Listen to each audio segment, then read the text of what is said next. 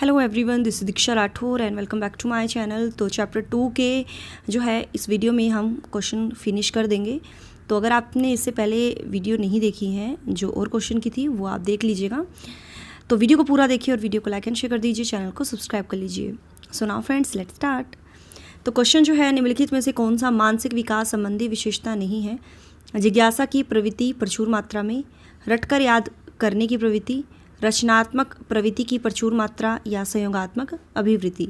तो मानसिक विकास संबंधी विशेषता नहीं है।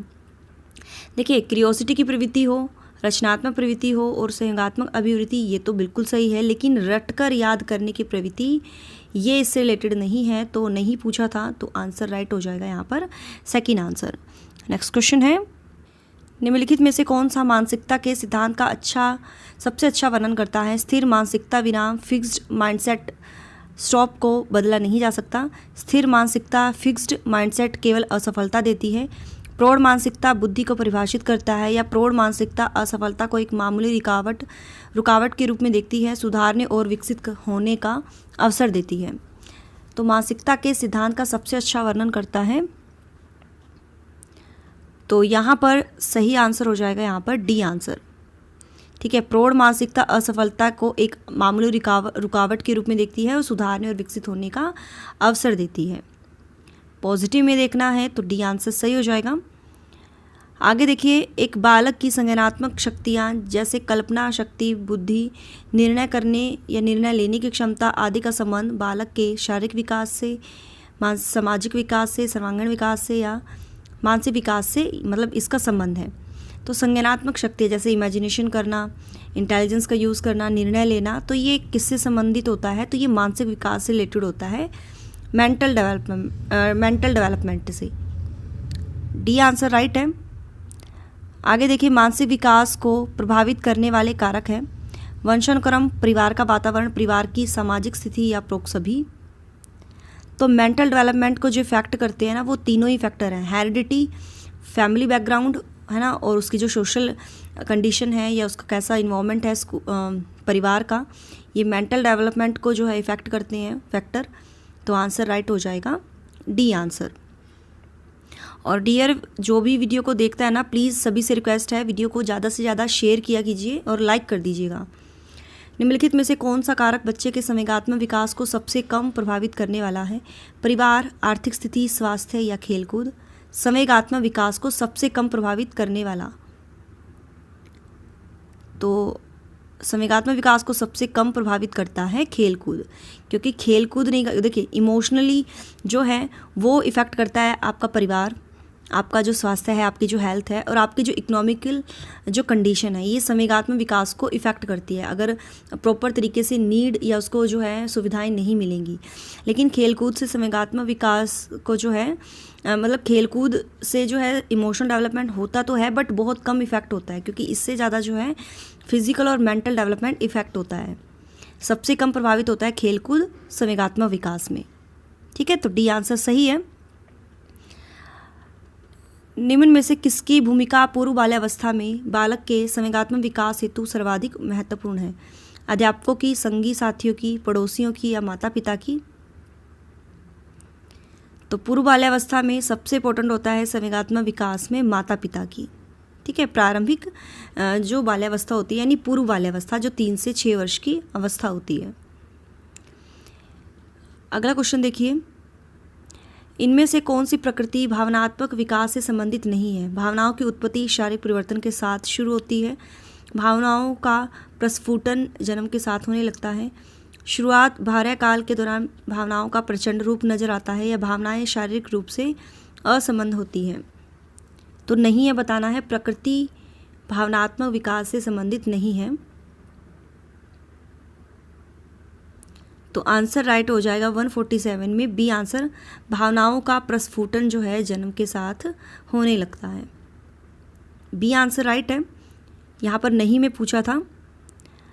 अगला देखिए, कोई भी नाराज हो सकता है, यह आसान है, परंतु एक सही व्यक्ति के ऊपर सही मात्रा में, सही समय पर, सही उद्देश्य के लिए और सही तरीके से नाराज होना आसान नहीं है। यह संबंधित है संवेगात्मक विकास से, सामाजिक विकास से, संज्ञानात्मक विकास से या शारीरिक विकास से। तो आंसर राइट हो जाएगा। ये इमोशनल डेवलपमेंट से कनेक्ट है। अगर वो इमोशनली जो है सही है तो वो सही तरीके से किस तरह से उसको गुस्सा करना है, किस पर सही तरीके से सही उद्देश्य के लिए उसको नाराज़ होना है, तो ये इमोशनल डेवलपमेंट से रिलेटेड है। आगे बढ़ते हैं। निम्नलिखित में से कौन सा बच्चों के संवेगात्मक विकास के लिए सर्वाधिक उपयुक्त है? कक्षा का प्रजातांत्रिक परिवेश, अध्यापकों की कोई भी सहभागिता नहीं क्योंकि यह माता पिता का कार्य है। कक्षा का नियंत्रित परिवेश या कक्षा का अधिकारवादी परिवेश। तो सबसे उपयुक्त है बच्चों के संवेगात्मक विकास के लिए तो नियंत्रित परिवेश तो नहीं होना चाहिए, और ये भी नहीं कि भाई अध्यापकों की कोई सहभागिता नहीं है क्योंकि ये माता पिता का कार्य है, या अधिकारवादी परिवेश होना चाहिए, बल्कि डेमोक्रेटिक होना चाहिए इन्वायरमेंट, जहाँ पर हर बच्चे को अपनी बात कहने और सुनने के अवसर मिले। तो ए आंसर यहाँ पर सही है। खेल के माध्यम से बालक अपने संवेगों पर नियंत्रण करना सीख जाता है, तो यह विकास निम्न में से कौन सा है? सामाजिक विकास, शारीरिक विकास, संवेगात्मक विकास, या इनमें से कोई नहीं? तो यहाँ आंसर सही हो जाएगा संवेगात्मक विकास। ठीक है। नेक्स्ट क्वेश्चन जो है, निम्नलिखित में से कौन सी परिस्थिति में बच्चे का संवेगात्मक व सामाजिक विकास अच्छे से होगा? जब बच्चों को महत्वपूर्ण माना जाए, उसकी भावनाओं का सम्मान किया जाए, बच्चों को अधिक से अधिक पढ़ने को कहा जाए, बच्चे के कक्षा में अच्छे अंक आए, या जब शिक्षक बच्चों को उनके बौद्धिक स्तर के अनुसार पढ़ाए। तो बच्चे का संवेगात्मक और सामाजिक विकास अच्छे से कब होगा? जब बच्चों को महत्वपूर्ण माना जाए और उनकी जो भावनाएं हैं, फीलिंग्स जो हैं, उनकी रिस्पेक्ट की जाए। तो ए आंसर यहाँ पर राइट है। आगे देखिए, व्यापक वफादारी दया भावना में वृद्धि व मानसिक स्थिति में उतार चढ़ाव संबंधित है। शारीरिक विकास की विशेषताएं, संवेगात्मक विकास की विशेषताएं, सामाजिक विकास की विशेषताएं, या सांस्कृतिक विकास की विशेषताएं। तो किसी की तरफ वफादार होना, सिंपथी रखना, उसमें वृद्धि और मानसिक स्थिति में जो उतार चढ़ाव हैं, ये किससे रिलेटेड होते हैं डियर? ये संवेगात्मक विकास से रिलेटेड होते हैं। संवेग यानी इमोशन से रिलेटेड होते हैं। बच्चे के संज्ञानात्मक विकास हेतु उत्तम स्थान है खेल का मैदान, सभागार, घर या विद्यालय एवं कक्षा का वातावरण। उत्तम स्थान है संज्ञानात्मक विकास के लिए, ये है विद्यालय एवं कक्षा का वातावरण। आगे हम बढ़ते हैं। संवेगात्मक विकास को प्रभावित करने वाले जो कारक हैं, शारीरिक स्वास्थ्य, मानसिक योग्यता, थकान, या ये सभी। तो इमोशनल डेवलपमेंट को इफ़ेक्ट करने वाले जो फैक्टर हैं, तीनों ही हैं। फिज़िकल हेल्थ, और जो उसकी मेंटल कैपेबिलिटी है, और जो थकान है, ये सभी संवेगात्मक विकास को इफ़ेक्ट करते हैं। इनमें से कौन सी विशेषता भावनात्मक रूप से या भावनात्मक विकास से जुड़ी हुई नहीं है? भावना शारीरिक परिवर्तन से जुड़ी है। भावना यानी फीलिंग जन्म के तुरंत बाद आ जाती है। भावनाओं का तीव्र रूप बचपन में देखा जाता है, या भावना शारीरिक रूप से जुड़ी हुई नहीं है। तो डी आंसर होगा, क्योंकि भावना जो है शारीरिक विकास से नहीं जुड़ी हुई है, भावना जो है संवेगात्मक विकास से जुड़ी हुई है। ठीक है डियर, तो डी आंसर जो है यहाँ पर हमारा सही हो जाएगा। आगे जो है वो हमें देखना है, एक बच्चा ईर्ष्या का प्रदर्शन करता है यानी जेलसी का 6 माह की आयु में, 12 माह की आयु में, 18 माह की आयु में, या 24 माह की आयु में। तो वो अपने टॉयज़ किसी को नहीं देता है, और अगर उसकी मदर जो है किसी दूसरे बच्चे को ले लेती है तो वो रोने लगता है। तो यही ईर्ष्या होती है। और ये जो होता है ना, 1.5 साल का बच्चा जो होता है ना, ठीक है, उसमें होता है ये 18 माह की आयु में। तो सी आंसर यहाँ पर सही है। निम्नलिखित में से कौन सा बच्चों के संवेगात्मक विकास के लिए सर्वाधिक उपयुक्त है? अभी जस्ट हमने ये डिस्कस किया था। कक्षा का प्रजातांत्रिक परिवेश यानी डेमोक्रेटिक परिवेश जो है बच्चों के संवेगात्मक विकास के लिए उपयुक्त है। आगे बढ़ते हैं। बच्चों में नैतिकता की स्थापना के लिए सर्वोत्तम मार्ग है उन्हें धार्मिक पुस्तकें पढ़ाना, शिक्षक का आदर्श रूप में व्यवहार करना, उनका मूल्य शिक्षा पर मूल्यांकन करना, या उन्हें प्रातःकालीन सभा में उपदेश देना। तो नैतिकता की स्थापना के लिए सर्वोत्तम मार्ग है शिक्षक का आदर्श रूप में व्यवहार करना। ठीक है, आइडियल एक टीचर जो है अगर वो जिस तरीके से बिहेव करेगा तभी बच्चे उसको देखकर सीखेंगे और मोरालिटी जो है विकसित होगी। बी आंसर राइट है। छात्रों में अच्छे नागरिकों के गुण कैसे समाहित किए जा सकते हैं? उन्हें अच्छी नागरिकता पर भाषण देकर, उन्हें राष्ट्रीय नायकों से परिचित कराकर, उन्हें कतिपय सामुदायिक सेवा कार्य आवंटित करके या उन्हें भारतीय संविधान से परिचित कराकर। तो अच्छे नागरिकों के गुण कैसे विकसित कर सकते हैं हम? तो ये है उन्हें राष्ट्रीय नायकों से परिचित कराकर कि किसने जो है अच्छा काम किया है, उनको एग्जाम्पल्स देकर, है ना। तो बी आंसर यहाँ पर राइट होगा। बच्चों के अच्छे चरित्र निर्माण के लिए पाठ्य पुस्तकों में चरित्र निर्माण संबंधी पाठ होने चाहिए। चरित्र निर्माण के लिए व्याख्यान दिए जाने चाहिए। कक्षा कक्ष गतिविधियां इस प्रकार से हो कि बच्चों को चरित्र निर्माण में सहायता मिल सके, या महापुरुषों की जीवनी बच्चों को पढ़ाई जानी चाहिए। तो अच्छे चरित्र का निर्माण करना है बच्चों को, तो उसके लिए हमें जो है ऐसी एक्टिविटी क्लास में करानी चाहिए जो कि बच्चों को चरित्र निर्माण में सहायता मिल सके। पॉजिटिव में हमें देखना है। तो सी आंसर यहाँ पर राइट है। चरित्र का विकास होता है इच्छा शक्ति द्वारा, बर्ताव एवं व्यवहार द्वारा, नैतिकता द्वारा या प्रोक्त सभी के द्वारा। तो सभी के द्वारा होता है, विल पावर के द्वारा भी, किस तरीके से आप बिहेव करते हो, आपका बर्ताव कैसा है और मोरालिटी आप में कैसी है, तो इसी से चरित्र का विकास होता है। तो आंसर राइट हो जाएगा डी आंसर। सही और गलत की समझ होना ये डैश विकास का हिस्सा है, सांस्कृतिक, सामाजिक, नैतिक या व्यावसायिक। जब हमें सही और गलत की समझ हो जाती है ना, तो ये हमारे नैतिक विकास से रिलेटेड है। जब हमें किसी चीज़ का पता लग जाता है, यानी मोरालिटी हमें विकसित हो जाती है, हमें पता लगेगा कि कोई काम हमारे लिए गलत है या सही है, तो नैतिक विकास का ये हिस्सा है। निचली कक्षाओं में शिक्षण की खेल विधि जिस पर आधारित है वह है शारीरिक शिक्षा कार्यक्रम, शिक्षण की विधियों के सिद्धांत, विकास और वृद्धि के मनोवैज्ञानिक सिद्धांत या शिक्षण के समाजशास्त्रीय सिद्धांत। तो ये होनी चाहिए विकास और वृद्धि के मनोवैज्ञानिक सिद्धांतों पर। सी आंसर राइट है। निम्न कक्षाओं में शिक्षण की खेल विधि आधारित है। अभी हमने ये जस्ट डिस्कस किया है, खेल विधि आधारित है विकास एवं वृद्धि के मनोवैज्ञानिक सिद्धांत पर। ठीक है, आगे जो है ये वाला है, एक बच्चा अपनी मातृभाषा सीख रहा है, वह दूसरा बच्चा वही भाषा द्वितीय भाषा के रूप में सीख रहा है। दोनों निम्नलिखित में से कौन सी समान प्रकार की त्रुटियां कर सकते हैं? यानी एक बच्चा तो वो मदर लैंग्वेज अपनी सीख रहा है, जैसे हिंदी हो गई, लेकिन सेकंड लैंग्वेज वो जैसे इंग्लिश, पंजाबी, वो दूसरे तरीके से सीख रहा है। अधिकाधिक सामान्यीकरण, सरलीकरण, विकासात्मक या अत्यधिक संशुद्धता। 166 में आंसर राइट हो जाएगा विकासात्मक।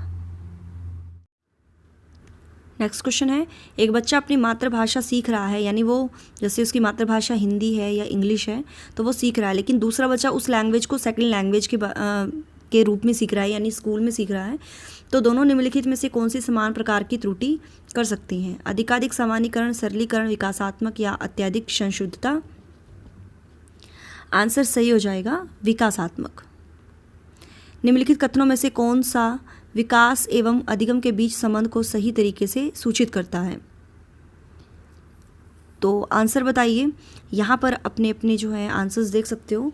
तो सी आंसर यहाँ पर सही हो जाएगा, ये वाला सी, कि विकास और अधिगम जो है अंतर संबंधित होते हैं, इंटर रिलेशन इनका होता है और एक दूसरे पर डिपेंड होते हैं, ये इंटर डिपेंड होते हैं। तो सी आंसर यहाँ पर सही है, ये वाला सी होगा, ना कि ये वाला। ठीक है, 6 से 11 वर्ष आयु वर्ग के छात्रों की आवश्यकता है। कक्षा कक्ष में प्रजातांत्रिक परिवेश, सीखने में स्वायत्ता की, क्रियाधारित अंत्य क्रियात्मक अधिगम की या प्रोक्त सभी। तो छात्रों को इन सभी की आवश्यकता होती है कि उसको डेमोक्रेटिक इन्वायरमेंट मिले, सीखने में वो इंडिपेंडेंट हो और एक्टिविटी बेस्ड हो। तो डी आंसर यहाँ पर सही है। यदि छात्र अधिकांश कार्य स्वयं के हाथों से करेगा तो छात्रों में शारीरिक शक्ति बढ़ती है, मानसिक शक्ति बढ़ती है, परिश्रम करने की भावना जागृत होती है या आत्मनिर्भरता पैदा होती है।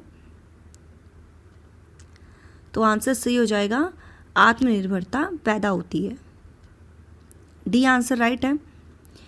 मिश्रित आयु वर्ग वाले शिक्षार्थियों की कक्षा में व्यवहार रखने वाले शिक्षक के लिए डैश का ज्ञान सर्वाधिक महत्वपूर्ण है। सामाजिक आर्थिक स्थिति, सांस्कृतिक पृष्ठभूमि, विकासात्मक अवस्थाओं या उनके अभिभावकों का व्यवसाय। तो किसका ज्ञान होना सर्वाधिक इम्पोर्टेंट है टीचर के लिए? तो यहाँ पर आंसर सही हो जाएगा विकासात्मक अवस्थाओं। सी आंसर राइट है।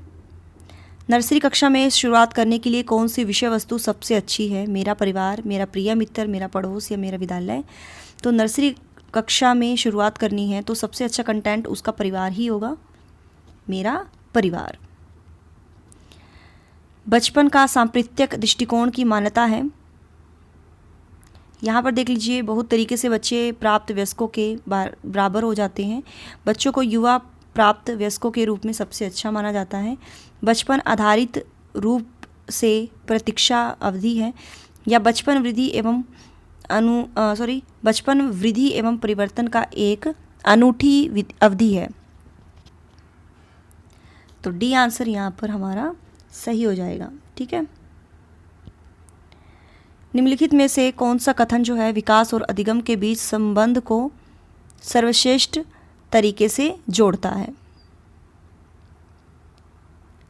विकास अधिगम से स्वतंत्र है, अधिगम विकास के पीछे रहता है, अधिगम और विकास समानार्थक परिभाषित शब्द है, या अधिगम और विकास एक जटिल तरीके से अंतर संबंधित है? तो यहाँ पर आंसर जो है हमारा सही है, डी है। जो भी हमने डिस्कस किया था, इंटररिलेशन होता है और आपस में ये एक दूसरे पर डिपेंड होते हैं। ठीक है। और आज की क्लास का लास्ट क्वेश्चन जो है देख लीजिए, शिक्षण का विकासात्मक परिप्रेक्ष्य शिक्षकों से यह मांग करता है कि वे, और डियर ये चैप्टर जो था कंप्लीट हो चुका है, इसके एमसीक्यूज़ जो बहुत इंपॉर्टेंट थे। तो आंसर यहाँ पर राइट हो जाएगा, विकासात्मक कारकों के ज्ञान के अनुसार अनुदेशन युक्तियों का अनुकूलन करें। तो बी आंसर यहाँ पर सही है। तो डियर ये मेरा व्हाट्सअप नंबर है, यहाँ पर आप मुझसे कांटेक्ट कर सकते हो, जो भी कुछ पूछना है यहाँ पर आप पूछ सकते हो। तो कैसे लगे चैप्टर 2 के जो क्वेश्चन हैं तो कमेंट में ज़रूर बताइएगा। So thanks for watching my video, do like share and subscribe my YouTube channel. Till then bye bye, रब रखा, जय भोलेनाथ।